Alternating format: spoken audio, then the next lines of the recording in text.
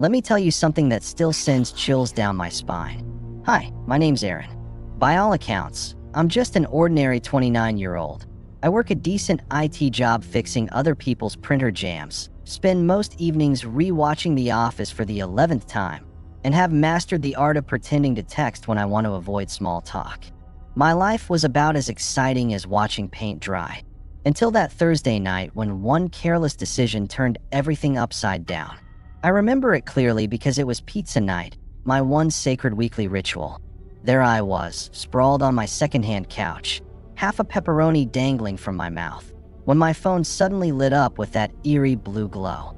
The screen displayed a number I'd never seen before, +44 7900 908765.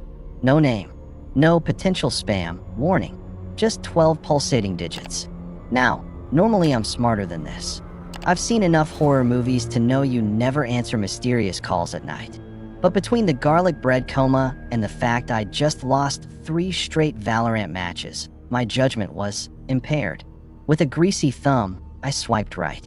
Biggest mistake of my life. The line hissed like an untuned radio station. For 5 agonizing seconds, there was nothing but that staticky white noise. Then, click, the connection stabilized, and a voice whispered 4 words that made my pizza turn to lead in my stomach. Aaron, you shouldn't have. The voice sounded wrong, not robotic, but uneven, like someone had stitched together syllables from different recordings. And how did they know my name? My LinkedIn isn't even updated. I should have hung up. I knew I should have hung up. But like a deer seeing headlights, I froze. The whisper continued. We've been watching your interesting browsing history. A pause, especially the Reddit threads about. I threw my phone across the room.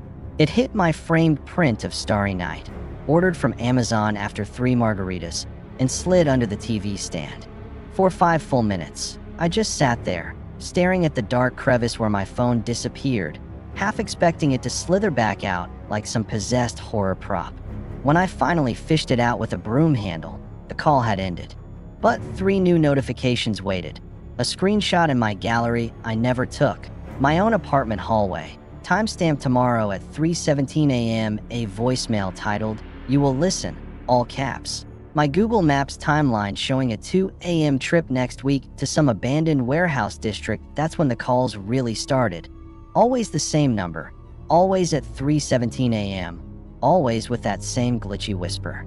I changed my number. They still called. I bought a burner phone. They knew. After 2 weeks of sleepless nights, I finally Googled the digits. The search autocomplete before I finished typing. Page after page of desperate Reddit threads, security forum warnings, even a Vice article titled, "The Phone Number Haunting Europe." Hundreds of people had gotten the same call. Doctors in Berlin, students in Madrid, even a retired cop in Oslo, all reporting identical details. The static, the stitched-together voice, the terrifying personal details. The scariest part? Every single post ended abruptly after 2 to 3 updates. No conclusions. No, never mind. Figured it out. Just digital ghosts. So here's my advice, because I still get phantom vibrations when my phone's actually dead.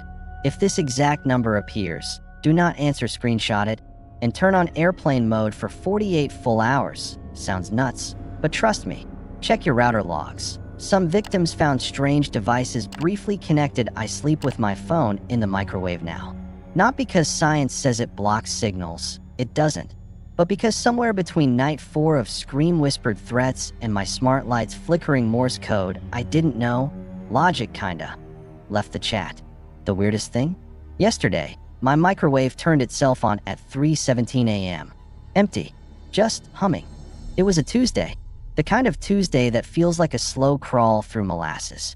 Rain slapped against my apartment window, creating a rhythmic drumming that matched my lethargic mood. I was elbow deep in a microwave burrito, the kind that promises gourmet flavors but delivers only regret. The cheese was a little too gooey, and the beans had that distinct, "I've been sitting in the freezer for too long" taste. But hey, it was cheap, and I was too tired to care. As I settled deeper into my couch, the familiar glow of my phone lit up the dim room. I glanced over, half expecting another spam call or a text from my mom reminding me to eat more greens. But this time, the screen flashed a number I didn't recognize. +44 7900 908765. No name, no saved contact. Just a string of digits that felt oddly ominous against the backdrop of my mundane evening. Normally, I'd let it ring out, dismissing it as just another telemarketer trying to sell me a timeshare in the middle of nowhere. But that day, something compelled me to swipe right. Maybe it was the burrito-induced haze clouding my judgment, or perhaps it was the rain outside, creating a sense of isolation that made me crave human connection, even if it was from a stranger. Biggest mistake ever. As soon as I answered, the atmosphere shifted. The cozy cocoon of my apartment felt suddenly claustrophobic, as if the walls were closing in. The static on the line crackled like a bad connection, and I could feel my heart rate quicken. I should have hung up right then, but curiosity got the better of me. I leaned back, burrito forgotten, as the voice on the other end began to speak. Little did I know, that call would unravel the very fabric of my ordinary life, dragging me into a world of fear and uncertainty I never saw coming. The static crackled through my phone like a dying radio station jumping between frequencies. That unnatural electronic hiss made the tiny hairs on my arms stand up. Then, absolute silence. Not regular call-dropping silence, but that heavy, pressurized quiet that makes your ears strain to hear something, anything. 5 seconds. That's how long the void lasted. 5 seconds where the only sound was my own shallow breathing and the distant patter of rain outside. Then the voice came. Aaron, my full name, drawn out in a whisper so low I had to press the phone harder against my ear. The fork I'd been holding, midway to delivering another sad bite of microwave burrito, frozen midair. A cold trickle of sweat ran down my spine. You shouldn't have picked up. The voice sounded wrong. Not just creepy or unsettling. Wrong in a way that bypassed my rational brain and went straight to the primal fear center. It wasn't robotic exactly. More like someone had cut individual syllables from different recordings and painstakingly stitched them back together. Each word came in slightly different pitches, with tiny gaps between them like a demented audio collage. And then there was the breathing. Between each stitched-together phrase, I could hear wet, ragged inhales, the kind that comes from a congested nose, or maybe from someone who'd been crying, laughing. I couldn't tell. The rhythms were all off, like listening to a respirator that occasionally forgot how breathing worked. Without realizing it, I'd pushed myself so far back into my couch that the springs were digging into my spine. My mouth had gone completely dry. A dozen alarm bells were ringing in my head, but I couldn't seem to make my thumb hit the end call button. I managed to croak out, Who? Who is this? The static surged again, swallowing my shaky question. When the voice returned, it had changed. Now it sounded almost conversational. If you could call something that still carried that underlying wrongness conversational. Do you ever feel like someone's watching you, Aaron? It asked in that patchwork tone. Not just your browser history, not just your camera, but the other moments. A crashing sound from my kitchen made me nearly drop the phone. Later I'd realize it was just my cat knocking over a water glass. But in that moment, I thought whatever was on the other end of that call had somehow manifested in my apartment. A wet chuckle came through the phone, except it wasn't coming just from the speaker. It seemed to echo slightly, like part of it was being played through something else in my apartment. I whipped my head around, searching for the source, just as the voice whispered, "Turn around, Aaron." The line went dead.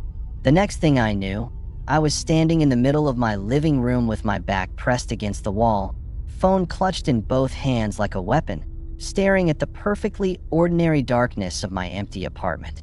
Except, the microwave clock, which I know I'd set correctly, was now flashing 3:17 in angry red numbers. And I could still hear faint breathing through my phone's speaker, even though the call had ended. The call had ended, but the unease lingered like a thick fog in my mind. I sat there, heart racing, trying to process what had just happened. I glanced at my phone, still in my hand, as if it were a live grenade. I should have hung up, should have blocked the number, but curiosity had me in its grip. I felt like a moth drawn to a flame, and I couldn't shake the feeling that I needed to know more. Just as I was about to convince myself to call it a night, my phone buzzed again. The same number flashed on the screen, and against my better judgment, I answered. "Hello," I said, my voice trembling slightly. "Aaron," the voice hissed, the same disjointed tone that had sent chills down my spine before. "You're still there. Good." My stomach dropped. "How do you know my name?" I demanded, trying to sound braver than I felt. "Because we see you," they replied, the words dripping with malice. "We see everything." A cold wave washed over me. They mentioned my old address in Chicago, a place I'd moved from 3 years ago. How could they possibly know that? I hadn't shared it with anyone since I left. My mind raced, trying to connect the dots. Had I been hacked? Was this some elaborate prank? "Who are you?" I asked, my voice barely above a whisper. "Does it matter?" they replied, their tone shifting to something almost playful. "What matters is that you're still in our sights. You've been interesting." My gut screamed to hang up, to block the number and forget this ever happened. But curiosity glued the phone to my ear, and I found myself leaning in closer, desperate for answers. Then came the background noise. At first, it was faint, like the rustling of leaves in the wind. But as I focused, I realized it was something else entirely. It was an echo of my own voice, layered over itself, like they'd recorded me weeks prior. "Stop it," I shouted, my heart pounding in my chest. "What do you want from me?" The voice chuckled, a sound that sent a shiver down my spine. "We want to know what you're hiding, Aaron. You've been talking about us." Talking about them? I had no idea what they were referring to. I had never mentioned anything to anyone. My mind raced through the last few weeks, trying to recall any conversations that might have triggered this. "Who are you?"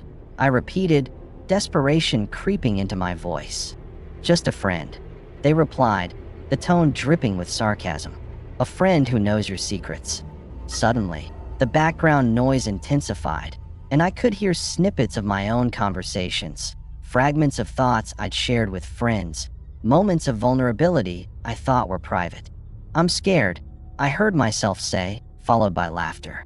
"I don't know what to do." Panic surged through me. How could they have recorded me? I felt exposed, like a specimen under a microscope. My mind raced with possibilities, hidden cameras, hacked devices, or worse. "Stop! Stop it!" I yelled, my voice cracking. "You're sick." The voice paused, and for a moment, I thought I'd finally broken through. But then they replied, "You're the one who picked up the phone, Aaron. You invited us in." With that, the line went dead again, leaving me in a suffocating silence. I dropped the phone onto the couch, my hands trembling. I felt like I was being watched, like eyes were boring into me from every corner of my apartment. I glanced around, half expecting to see shadows lurking in the corners, but all I found was the dim glow of my microwave clock, still flashing 3:17. I was trapped in a nightmare, and I had no idea how to wake up. The call dropped, leaving me in a suffocating silence that felt heavier than before. I sat there, heart racing, trying to process the chaos that had just unfolded. My mind was a whirlwind of confusion and fear, but I knew one thing for certain. I had to get away from my phone. I tossed it onto the couch, as if it were a venomous snake ready to strike. But the reprieve was short-lived. Within hours, my phone began to glitch. At first, it was subtle, a flicker of the screen here, a random app opening there. I brushed it off as a minor technical hiccup, but as the night wore on, the glitches escalated.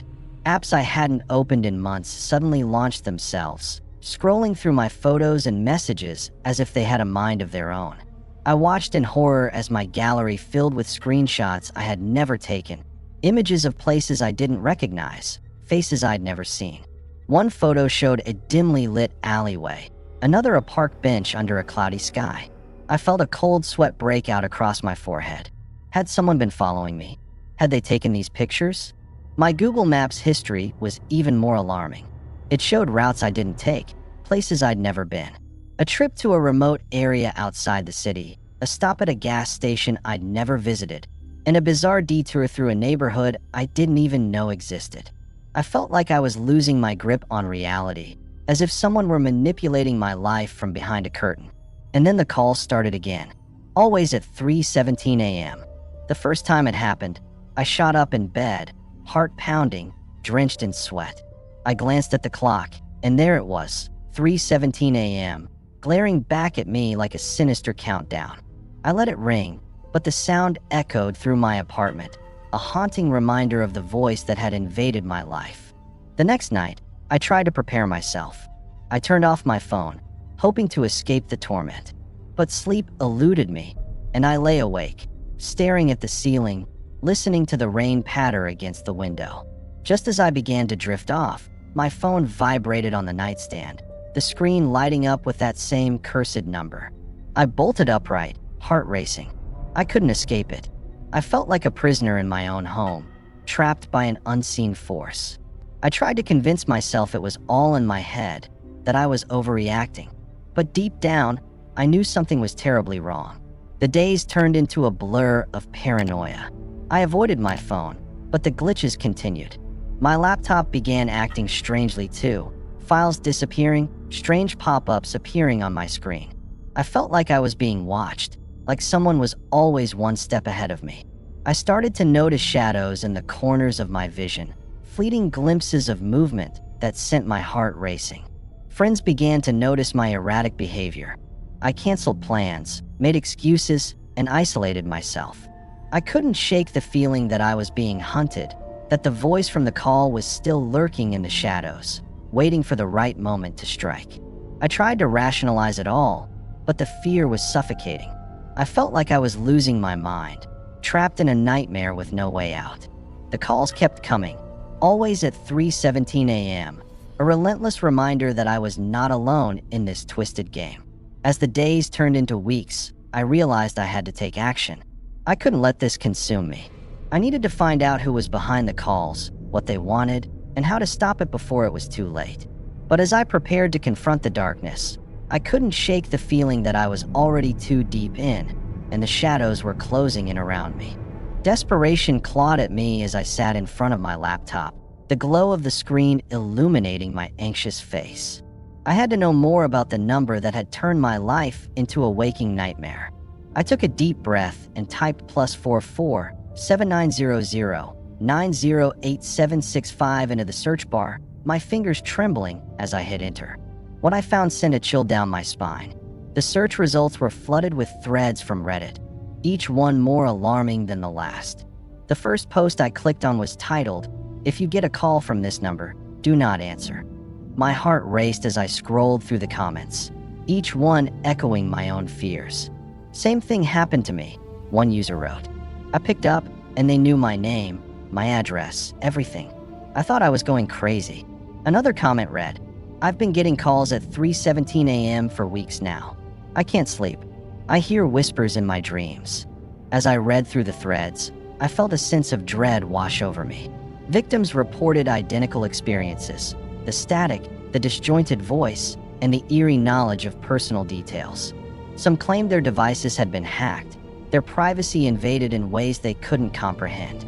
Others described waking up in the middle of the night, paralyzed and unable to move, as if something was holding them down. I felt a knot tighten in my stomach. This wasn't just a prank or a random scam. It was something much darker. I continued to scroll, my eyes scanning the frantic messages, each one a testament to the psychological horror that had gripped so many lives. Then, I stumbled upon a comment from a user claiming to be a telecom employee. "This number is a burner VoIP number tied to spoofing servers in Estonia," they wrote.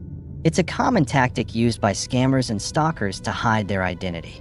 They can manipulate the call to appear as if it's coming from anywhere in the world." My heart sank. I felt like I was standing on the edge of a precipice, staring into an abyss of uncertainty. If this was true, it meant that whoever was behind the calls could be anywhere, watching me from the shadows. I clicked on more links, diving deeper into the rabbit hole. Articles detailed similar cases, each one more chilling than the last. Some victims had reported strange occurrences in their homes, objects moving, lights flickering, and even the sensation of being watched.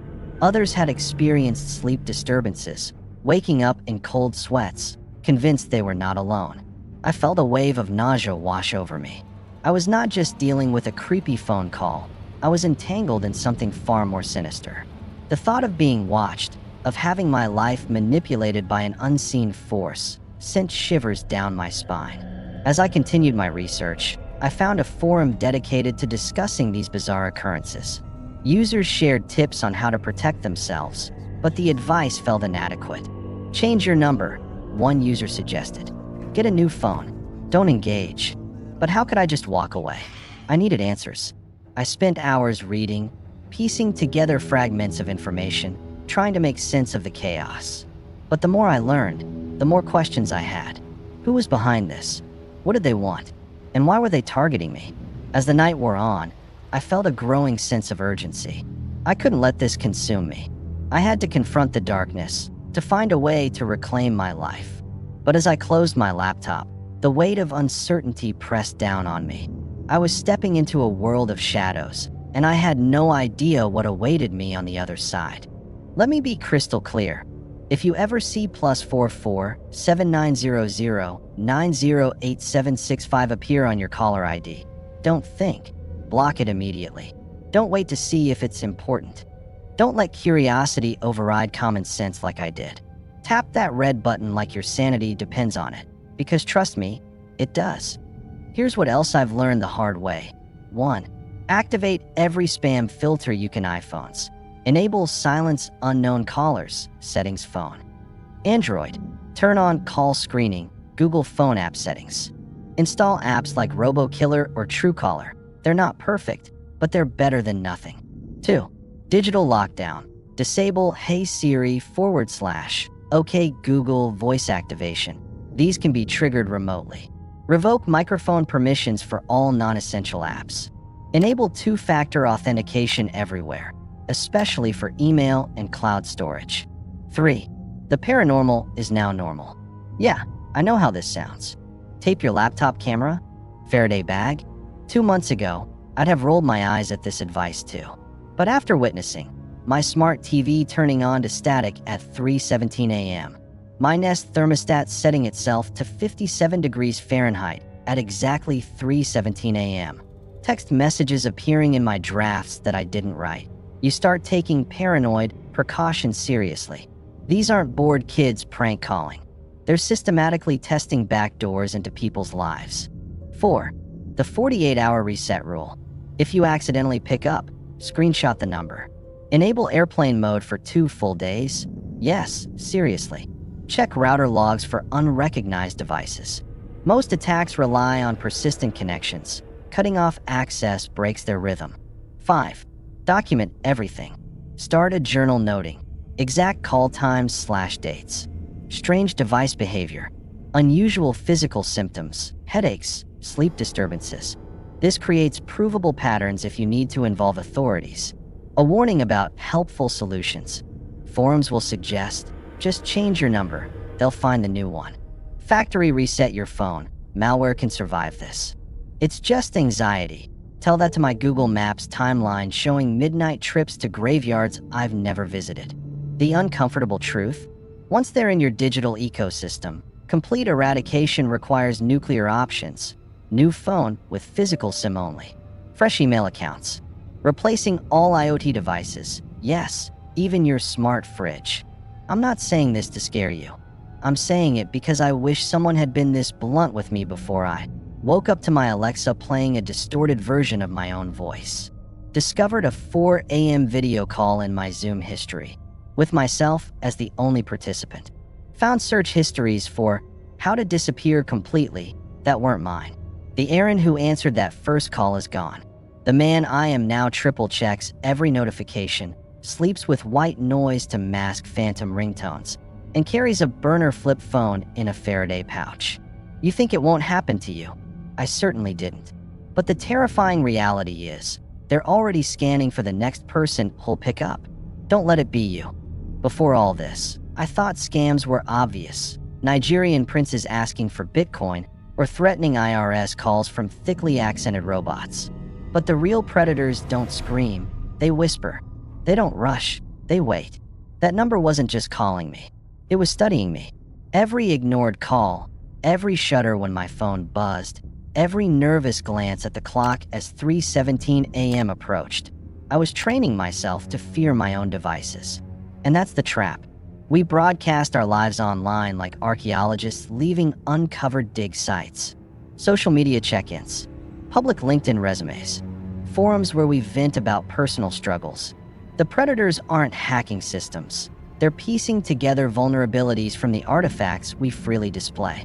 I used to believe technology connected us. Now I understand it's also the perfect tool for isolation. When your phone, the device you hold to your ear, sleep beside, check first every morning, becomes a source of dread, you stop trusting reality itself. The most chilling lesson? They don't need you to engage. Just picking up once was enough to embed me in their ecosystem. Like a spider brushing its web to see which strands vibrate, they're patient. They'll wait weeks, months, until you're vulnerable again. So here's what I've learned. Silence is the weapon. Those gaps between the whispers, that's when your imagination does their work for them. Data is DNA. A deleted tweet, an old Amazon review, a Zoom background. They reconstruct your life from fragments you forgot existed. Curiosity is the bait. The human need to just know is the flaw they exploit hardest. 5 months later, even with new devices and relocated apartments, I still freeze when my phone rings. I watch strangers a second too long in coffee shops. I've developed a tick of checking window reflections for watchers who aren't there. Because the truth is, we're all just one wrong swipe away from falling through the trapdoor. That voicemail icon blinking? Leave it. The unknown caller at midnight? Let it ring. Some doors only open inward.